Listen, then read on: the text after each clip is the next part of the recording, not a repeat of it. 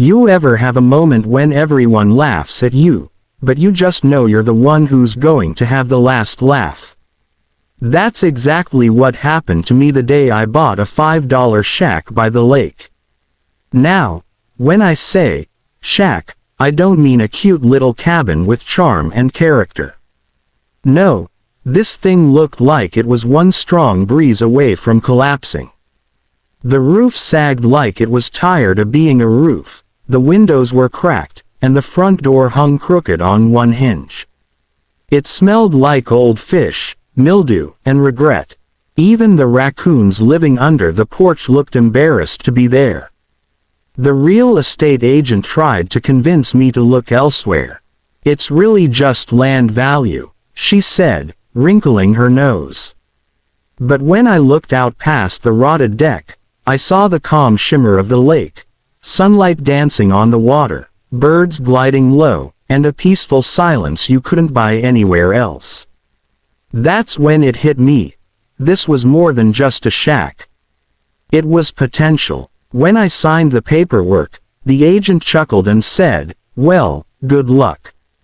But the real laughter came from my new neighbors, especially Karen, the president of the HOA. She was the kind of person who believed her opinion was law. When she saw me moving in, she smirked and said loud enough for everyone to hear, "Oh, look who bought the lake's haunted shed. I give him 2 months before he runs off." But as I stood on that cracked deck, looking out over the quiet water, I made a silent promise. One day, this shack will be worth more than all their perfect houses combined. And I meant it. The first few weeks living in that shack were brutal. The nights were cold, the roof leaked whenever it rained, and I could hear mice having tiny parties inside the walls. But I wasn't going to quit. Not after all the laughter and smug looks from the WA, especially Karen. I started small. Every evening after work, I'd grab my old toolbox and go to war with the place. I fixed broken boards, sealed the leaks, and cleaned years of grime off the walls. It was slow, messy, back-breaking work, but every nail I hammered in felt like a victory. One morning, as I was repairing the porch, Karen strutted over with her clipboard. She looked at my tools like they were weapons. "You know," she said with that fake smile, "this community has standards. Your project isn't exactly WA approved." I just smiled and said, "Don't worry, Karen. I'm not building a palace. Just fixing my home." That answer didn't please her one bit. A week later, I started getting letters from the WA, complaints about noise, about unsightly construction, about paint colors that didn't match the community aesthetic. But I didn't care. I kept working. Bit by bit, the place started transforming. I repainted the walls a warm cedar tone, built a new dock using reclaimed wood, and added a garden that burst with color every spring. I even installed solar panels and a rainwater system. Soon, people who once laughed began stopping by, saying, "Wow, is this the same place?" Even Karen's face changed from disgust to forced politeness. But deep down, I could tell, she wasn't impressed. She was jealous. And that jealousy was about to explode. It happened on a quiet Saturday morning, the kind of peaceful day where the lake looks like glass. I was digging near the old dock, planning to lay a new foundation for a boat shed.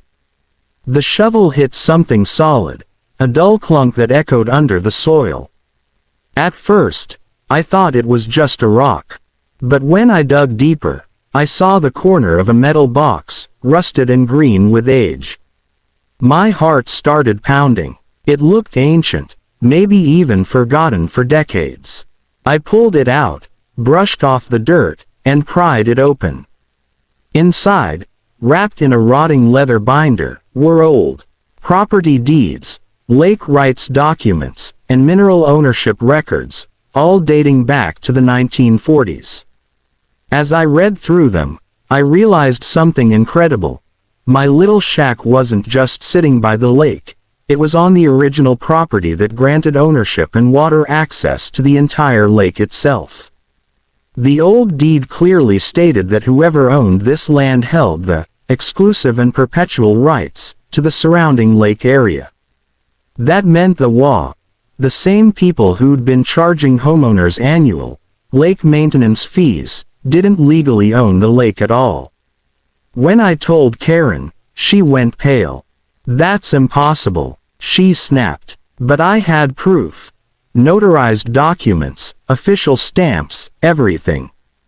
I took them to a lawyer to verify, and after weeks of digging through county archives, he confirmed it. The records were authentic and still valid.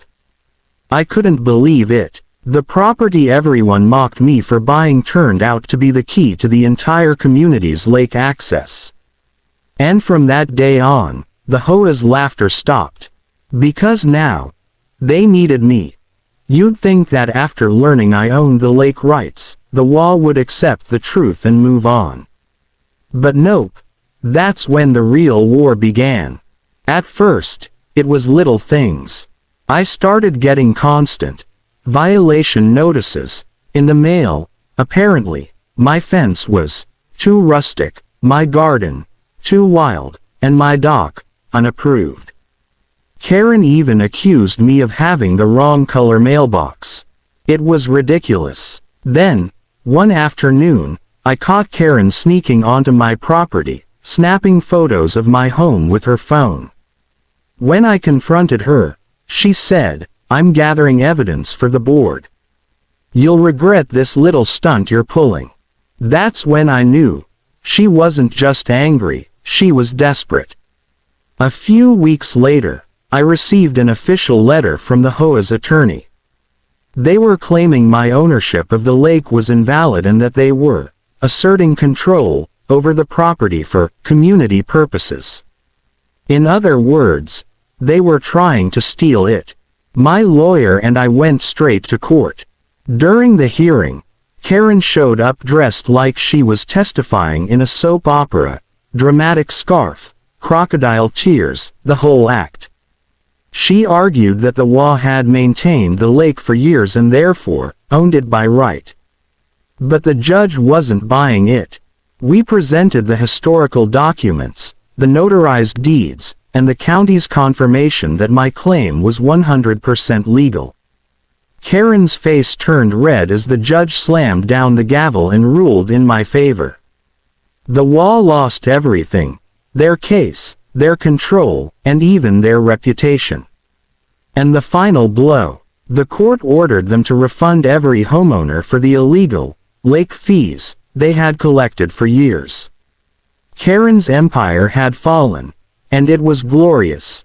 After the court battle ended, everything changed. For the first time in years, I could finally breathe. No more angry letters, no more fake violations, and best of all, no more HOA trying to control me. Word about the case spread fast. Local news stations picked up the story of the man who beat the HOA and owns the lake.